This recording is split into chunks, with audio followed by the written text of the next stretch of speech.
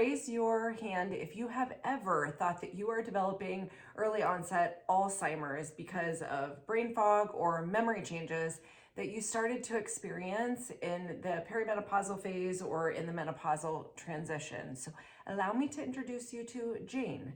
Jane is a vibrant woman in her mid-40s. She is a devoted mother, a successful professional, and an enthusiastic traveler, a patient of ours. And lately, she has been feeling like she has kind of a stranger in her house.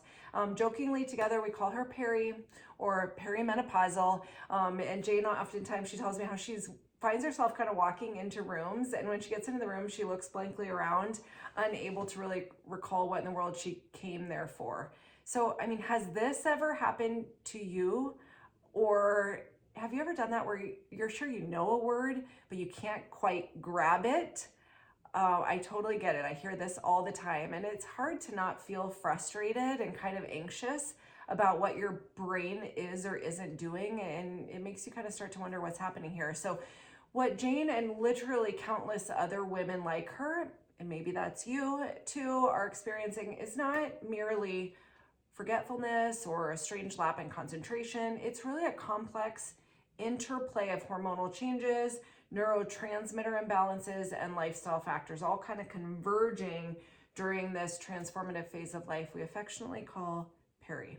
So let's dive into this menopausal brain fog mystery over the next 10 to 15 minutes. We're going to look at where in the world this is coming from, and most importantly, explore really empowering ways to get your mental clarity back, to address really the true root cause of all of this and improve your transition through this time in life so that we can move you from hormonal crazy town to happy hormonal balance. And yes, I promise you it is possible. So let's talk about why this occurs. During menopause, there is a decline in hormonal levels. I mean, when you go into peri-post menopause, as women, we're not supposed to keep those dials of hormones high enough to procreate humans.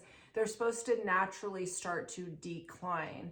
And as they naturally start to decline, there needs to be a balance to that. It's kind of a dance with what the body does, because the reproductive hormone dials go down and the adrenal glands are supposed to step up and really become the superhero. So this can affect your neurotransmitter balance. It can lead to cognitive symptoms like memory lapses, difficulty concentrating, and additionally, it can really mess up your sleep. It can cause these terrible things called hot flashes and night sweats, which can further really kind of screw up brain function.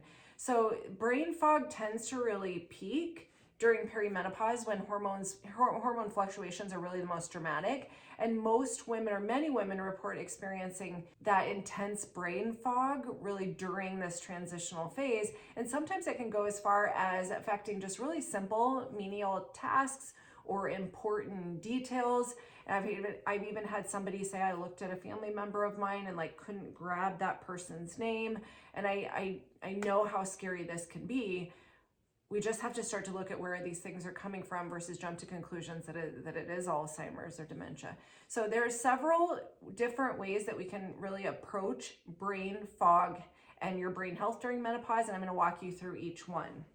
So let's talk about food, and let's really look at food as fuel for your body. I want you to go heavy on whole foods that are rich in vitamins and minerals and antioxidants. This includes things like fruits and vegetables and organic, non-GMO whole grains, even lean proteins, healthy fats. We're going to limit those processed foods, the things that are really in the middle of the grocery store. Let's stick to the outside of the grocery store. I want you to ditch the sugary snacks. I know they taste good. I know that sugary buzz is lovely, but I promise you, especially when it comes to menopause, it is not worth the backlash. We're also going to get rid of refined carbohydrates. I want you to start to really hydrate your body by drinking plenty of water throughout the day. So the rule of thumb is whatever you weigh, divide it in half and make sure you're getting that many ounces of pure H2O on a daily.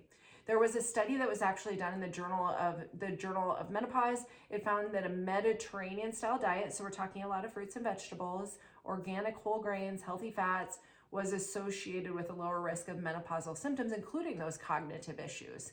The other thing I want you to really think about is moving your body. It is shown that you're going to age your body and age your brain if you are not moving. So things like walking, jogging, swimming, cycling, that actually does improve blood flow to the brain. And it's really important, ladies, hear me when I tell you, you need to be using strength training exercises. This not only supports your brain health, but it's overall physical health, and it's critical when it comes to your metabolism. So if you're wondering, why am I exercising more and I'm doing all this aerobic exercise, but you've really pushed strength training on the back burner or decided it's not for you, I want you to start to pick up those weights and take advantage of that. Bonus, this is going to strengthen your bones as well. So we're going to aim for 30 minutes of moderate to intense exercise most days of the week. It is better if you just make that a part of your daily habit. Do you brush your teeth? You also move your body. So it should just be a part of your daily routine. There was a research study published in the journal, I am not sure I'm saying this correctly, but it was journal Maturitas. It suggests that regular physical activity, aerobic exercise can improve brain function and reduce menopausal symptoms, including that brain fog. Let's get rid of it.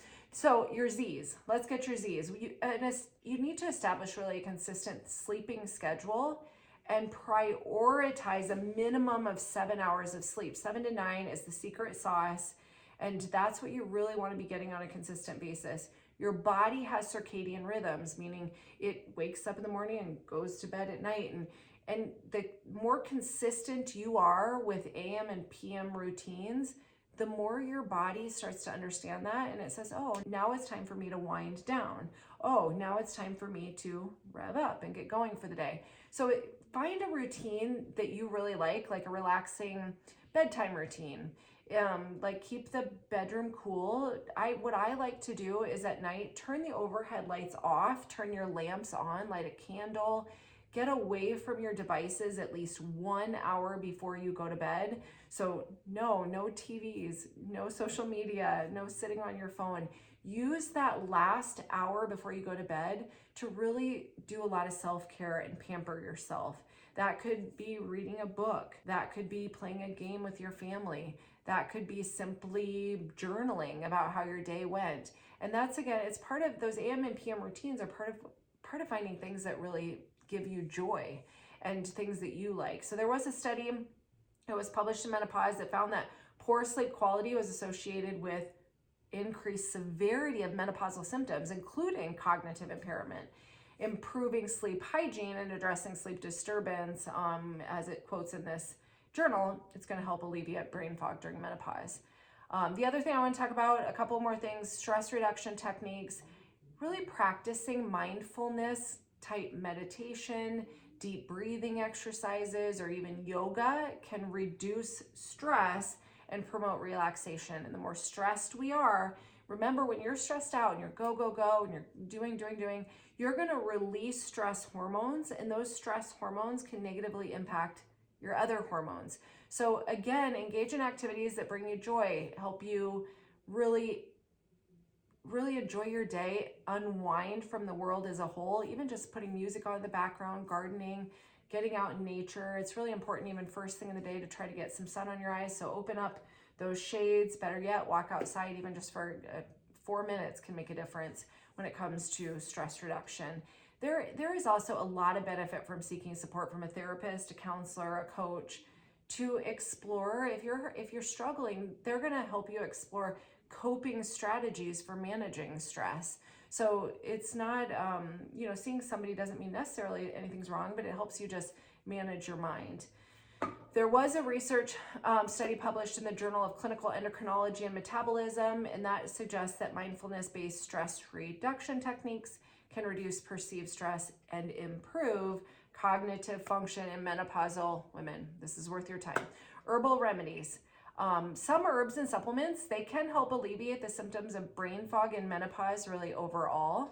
These include black cohosh. It is known for its potential to relieve menopausal symptoms, including brain concerns, cognitive issues.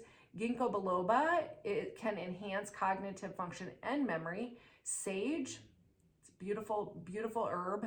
You can cook with it, but it has been traditionally used to support brain health and memory, and evening primrose, which contains GLA that helps to actually balance out your hormone levels. So when it comes to herbs though, please hear me when I say it's important to consult with a healthcare provider before just going to a big box store or the grocery store or Whole Foods or somewhere and just starting to pick up these things thinking, well, if this can help someone, it's going to help me.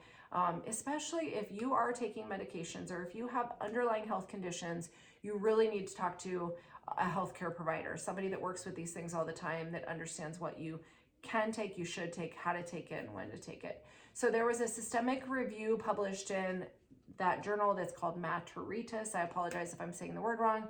It evaluated the efficacy of various herbal remedies for menopausal women, including, again, cognitive issues. So we do need more research on these things, especially research on herbs like black cohosh, ginkgo biloba, and sage. But right now, the results that we see are really promising. And I will tell you, aside from journals, in my own office, we help patients with this all the time. Going through peri, post menopause shouldn't be a ball and chain, and it's definitely not a life sentence until you get all the way through it. You can maximize the way your hormones are working, and it can be a transition versus a total disaster. And the other thing, brain boosting activities are huge. This is a muscle, ladies. You've got to use it or it can affect how well it functions over time. So I'm talking about things like puzzles, crosswords, Sudoku, even learning a new skill or hobby. I'm telling you, learn a new language. I work every day on learning Spanish and I'm having a blast with it. So there's a lot of free apps that you could easily put on your phone that you could listen to while you drive like I do. And again, you can learn a new language that would serve you in a lot of ways. Also, practicing mindfulness, kind of present moment awareness can really enhance focus and concentration. And please stay socially active by connecting with your friends, your family, community groups. It helps to maintain and really exercise that cognitive function, like learning a new language, and it promotes emotional well-being. If you have never seen the show Blue Zones, watch that. Every single one of these people that they're studying that live over to 100, over the age of 100, they're very mindful. They take great care of their bodies, and they're totally staying socially active and engaged. So don't take my word for it though. Research proves this too. It was the Journal of Aging Research. It suggests that engaging in mentally stimulating activities such as the puzzles, games, or lifelong learning can really help to maintain cognitive function and reduce the risk of decline during menopause or beyond. So while some women actually, I get this question all the time, what about bioidentical hormones? Should I take those? Some women may benefit from those, absolutely, or even phytoestrogen rich foods like soybeans, flax seeds, lentils, which those you need to make sure that they are organic. And obviously any sort of bioidentical hormone replacement, that has to be guided. You cannot be on those things for long. You need to understand the risk versus benefit ratio of those things, and if you need it. Because there are times where, remember, we're not supposed to just forever be artificially elevating hormones that your body is trying to decrease the dial on those. And it's a dance that you can help your body do much smoother. So remember, there are individual responses to even natural remedies. They can vary, and it's really important to consult a healthcare provider before making any significant changes with new supplements or lifestyle changes. But that's especially if you have any sort of underlying health conditions or are taking certain medications. So thank you for being here. Thank you for listening. Please like this video and subscribe below. What that does is that tells YouTube that you want to see more videos like this, and it allows you to get a notification every time I post a video. So it's been my pleasure to be here. Thanks again. Have a wonderful day, and here's to happy, healthy hormones.